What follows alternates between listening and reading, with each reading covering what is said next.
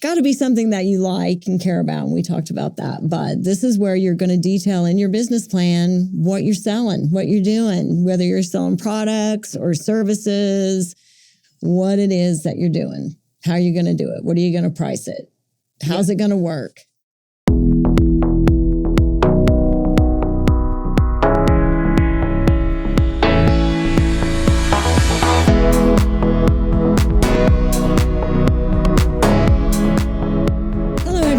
Welcome to Deals with Heels, where female entrepreneurs thrive. I'm Debra. And I'm Christina. And we are your hosts.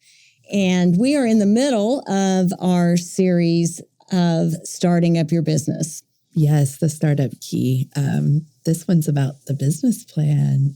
Yes, business plan. And last episode had a lot of technical detail in it. And so hopefully this one won't be super complicated, but if nothing else, it'll give you the idea of what needs to be in there so that it'll make more sense to you maybe when you start doing it. And we're going to have to split the business plan up into 2 separate episodes. Oh, yes. One will deal with the actual plan and the narrative and all of that. That's what we're doing today. And then the next episode will deal with your sales and financial projections, which are going to be required if you want a bank loan. Oh, yes.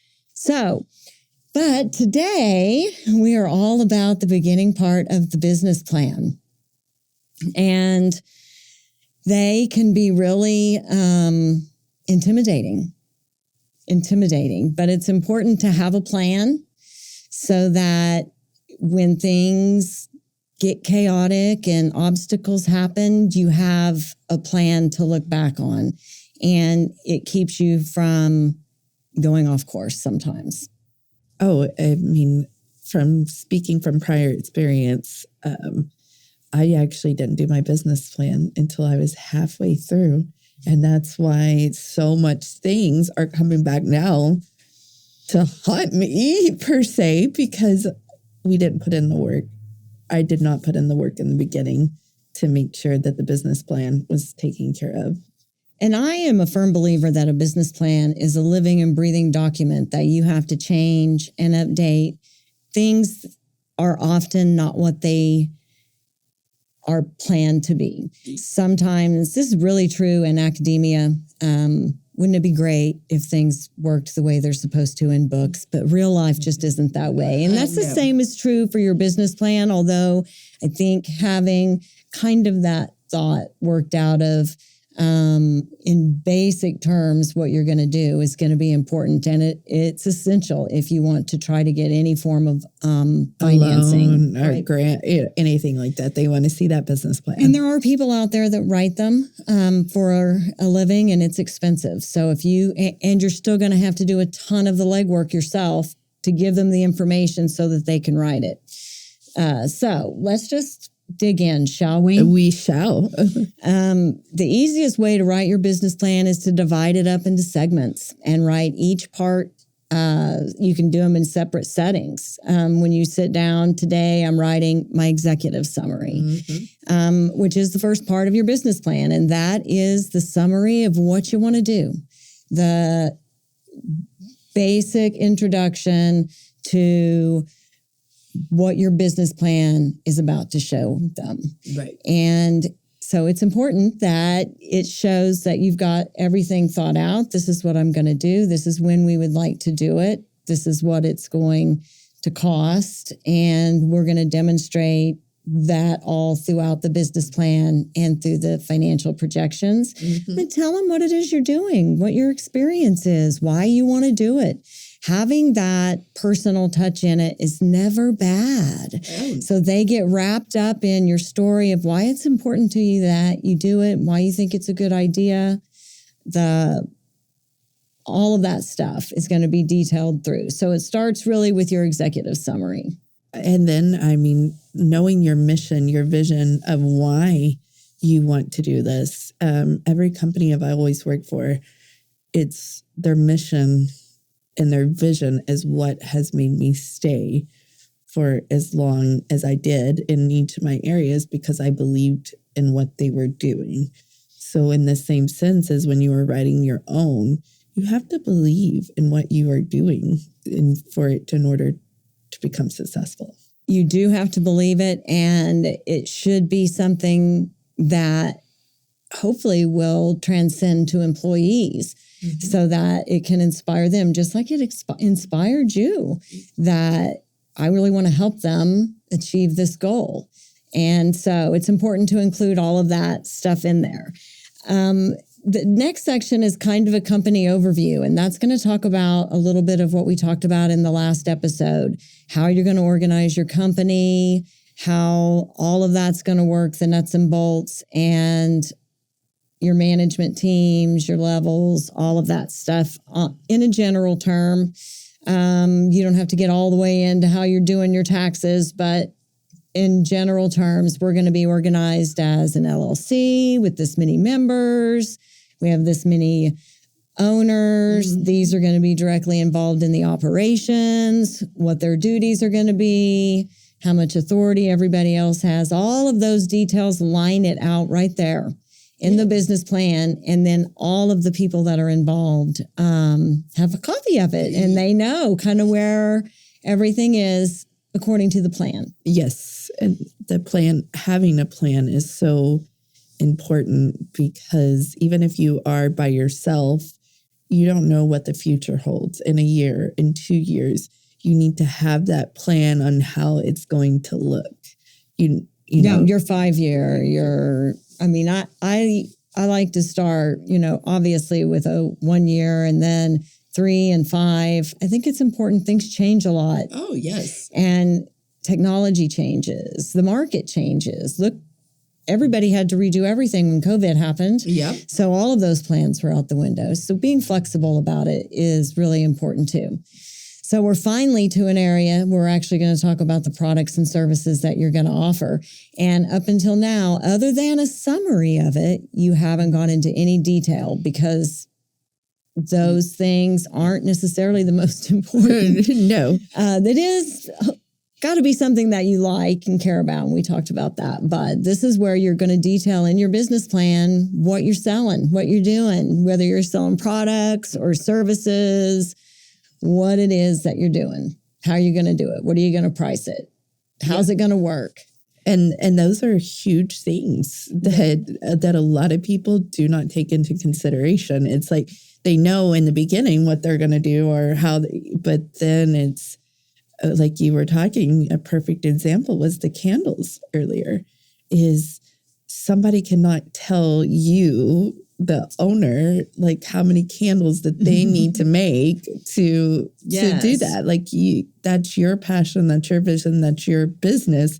You need to know how that's going to be possible. You have to do some research. I see a lot of people asking questions. I have my direct shipping company, or I have my online store. All my stuff's even handmade, and I'm just not getting any traction or any sales. And there are marketing and advertising reasons sometimes. Sometimes it's a pricing issue, but a lot of times it's just not something that there's a lot of demand for. Mm-hmm. And this is the time when you're writing down your products and services for you to talk about why you're selling them and why you chose that, whether it's something you're passionate about, why you think it's a good thing for the market that you're in, the location that you're in. You're selling your passion and your dream. And so it's important that you choose and that you line out all the different ones. And even if you're I'm starting with these 3 services, but I'm going to have more. I'm going to talk about that in this area too. In the long-term plan, we're going to add these services. This is how we're scaling. Yes. This is the long-term. This is what we're starting with.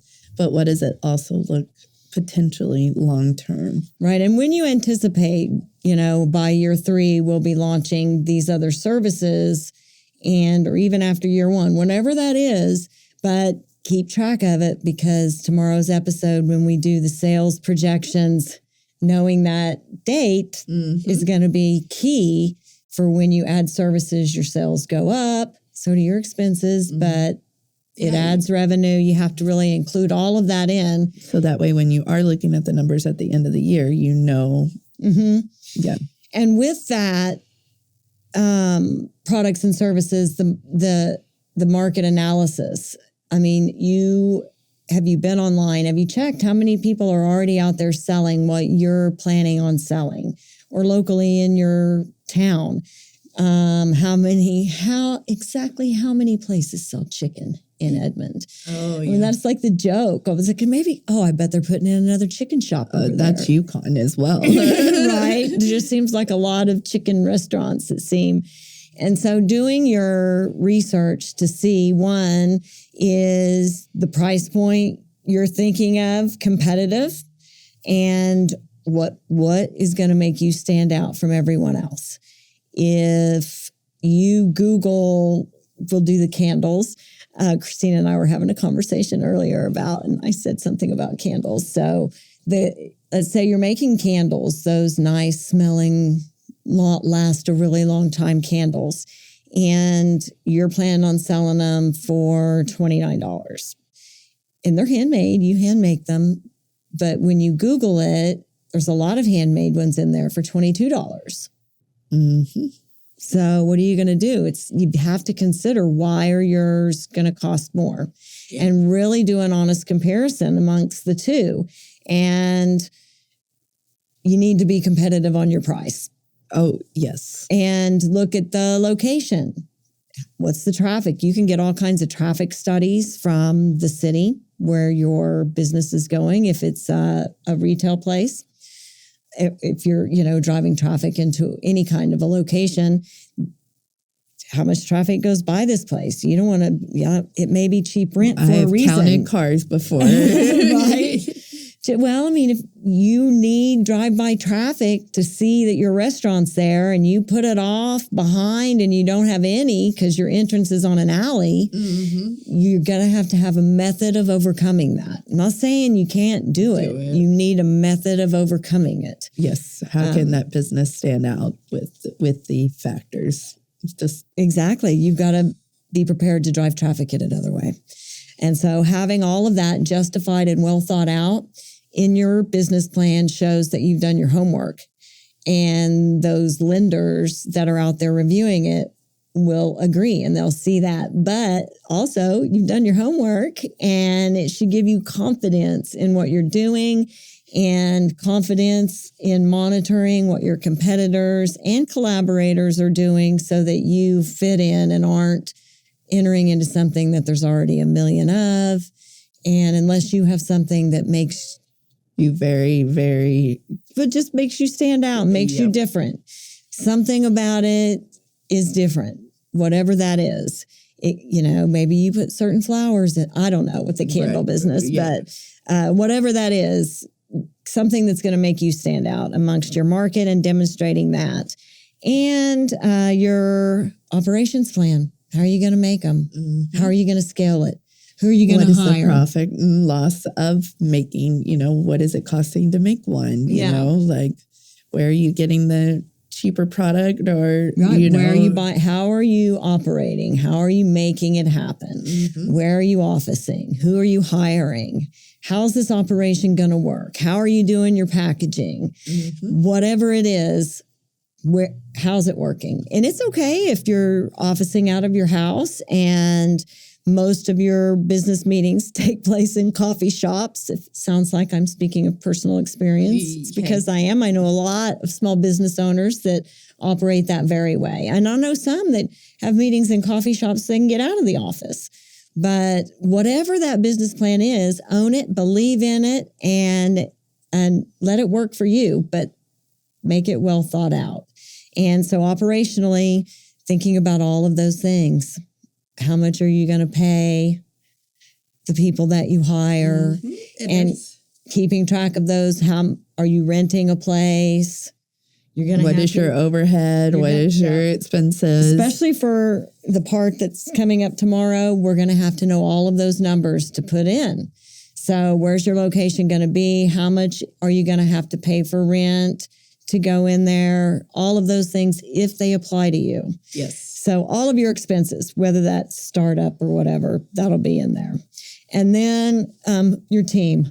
So a bio about you, any of your other key team members that you may have other people you're partnering with. And so having their information in there about who they are, their credibility, how are you capable of running this? Who's going to be in charge? Who's the person that is managing your sales part? Who's managing the finance part? Who's your team? And having a strong team looks good. Yes. So if you put all of those things together, and you will have a really great business plan, and you can go in and tweak it and add things and change costs. And now, how many times have somebody said, well, do you have a business plan? Oh, yeah. Can I get a copy of your business plan? Mm-hmm. So it's important to have it. And there are people out there that write business plans. I used to write business plans. I currently write marketing plans. But you got to be heavily involved. You cannot rely on someone else. And if someone says they can do it and they don't spend a significant amount of time with you, talking to you about your business idea, then you're going to get something generic. And that's especially so much now with getting a loan or going to the SBA is everything's so electronic and automated. So also it's not only putting what you want in there, but it also needs to be more the correct form and making sure you have those keywords and all of that inside your business plan. And with so much AI technology out there, and I never condone someone using AI to write all of their copy. There's a lot of reasons why that's a bad idea. I had someone that did their whole website that way, and Google wouldn't verify their business because their whole website was written by a bot, essentially.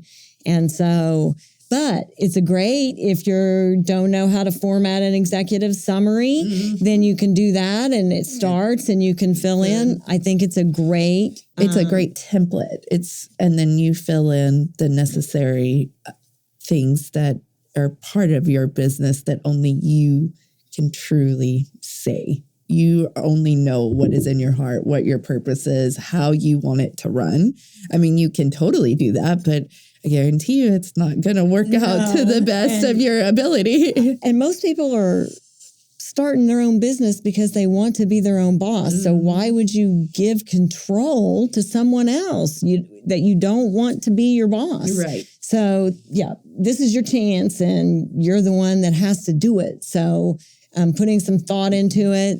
So you're going to have that information if you hire someone anyway. Yeah. So there's a lot of steps in there, and I know they are likely intimidating, but take your time and put some thought in. Some of those sections, you may only be talking about a half a page that you're going to write about it, but you've thought about it and done the research and making sure it should give you peace of mind that you went through all the steps. And it really does. Going back and doing this now, it's a very, and you can kind of see as your business evolves how important it is to have that plan up front. Definitely. Okay. Well, our fun segment coming up, which is Show Us Your Deals. And this segment is where we highlight a Queen of the Week, which is a female entrepreneur who has let us know something that she is proud of, that she's done, and we have chosen them to highlight. It really comes from Christina and I's bond over high heels. And we would send each other a photo of the shoe we were wearing when we did something good. Like they had power almost, like Dorothy's ruby slippers kind of. And not saying lucky shoes or anything like that, because I got to have a variety. I can't wear the same shoes every day.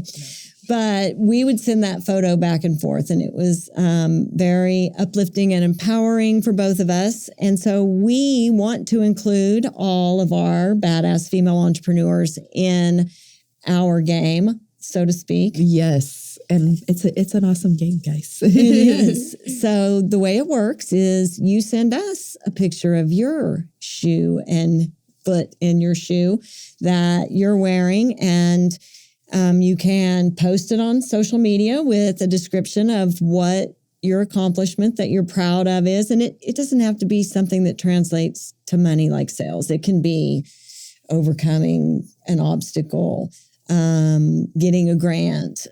It can be a lot of things. I mean, it could be, hey, I made it this week with the kids and the house is clean, you know? I mean, sometimes that's a huge accomplishment for, you know, a woman that's we always seem to have someone that it just fits well. When something like that happens, it just fits well with. So you can email those to us as well. And that email is deals@dealswithheels.com. You can tag us in a social media post, or you can use the hashtag #DealsWithHeels. And we look at those and we choose somebody every week to be our Queen of the Week. And if you would like to be selected, please send us in. We love hearing all the stories. I love it. Yes. I love all the good stuff. And this week, our Queen of the Week is Maria Grundy.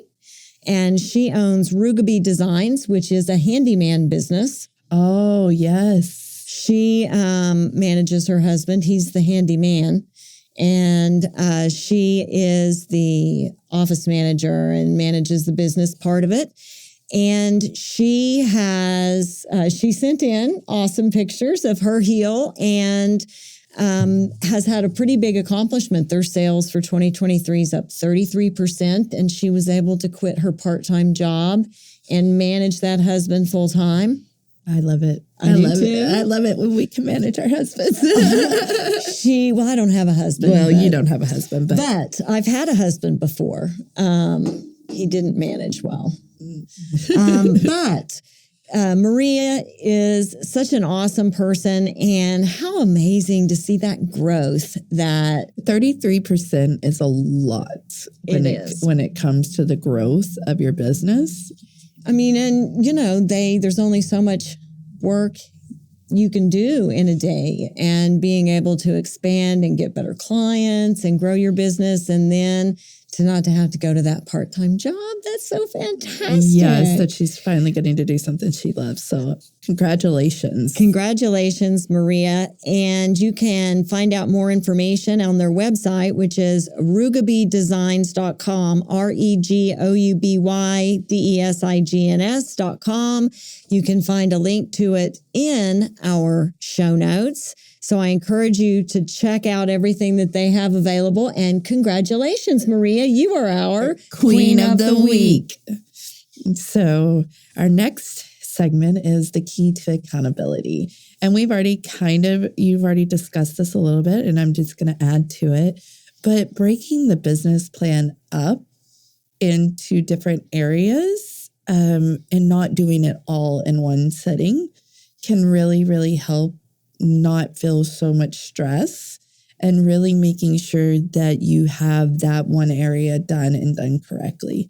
So being able to be accountable and really research each area and put in that work of each area of that business plan and breaking it up will help you so much, because then you are really looking at it from each section and really being able to dive into those mission statements and getting that structure. And really, like when you are making the candles, okay, how much is it when you're doing it all just to try to hurry up and get it done?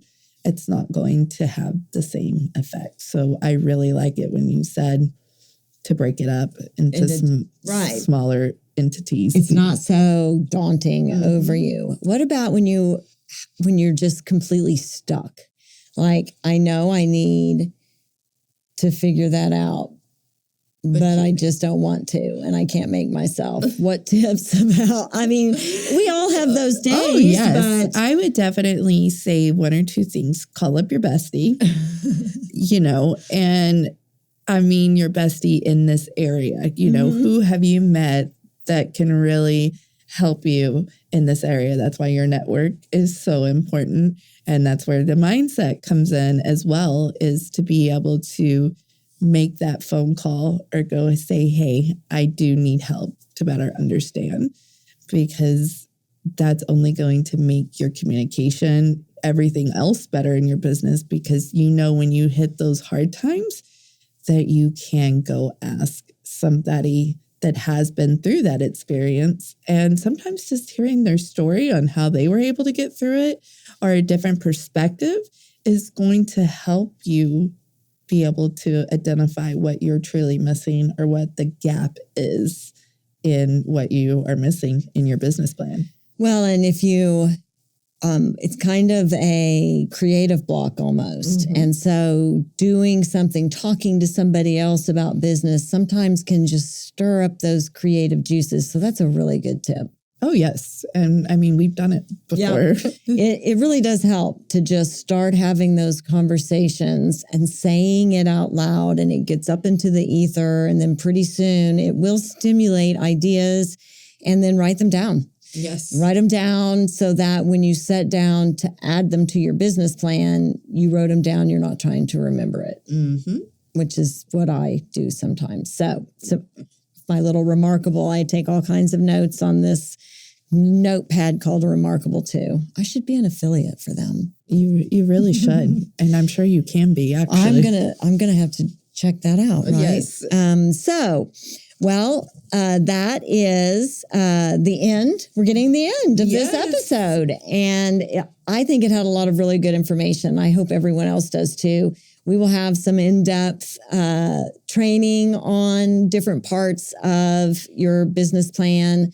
And next week, we will talk about your sales and marketing plan and your financial projections that are included in your pro forma that you have to turn in to get loans.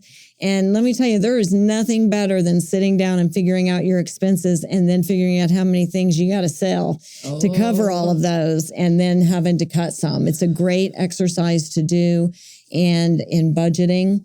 So you'll have a budget put in place too. So that'll be a really good episode. And so I encourage everyone to tune in next week for that as well. Please subscribe and listen and share with your friends. Watch us on YouTube. I am grateful for all of our YouTube viewers, and we have a lot of fun stuff on there. We're going to be adding added content on it as well. Yes. So also, don't forget to use the hashtag Deals with Heels. And ladies, please show us your deals. All right. We did it. We're out. We are out.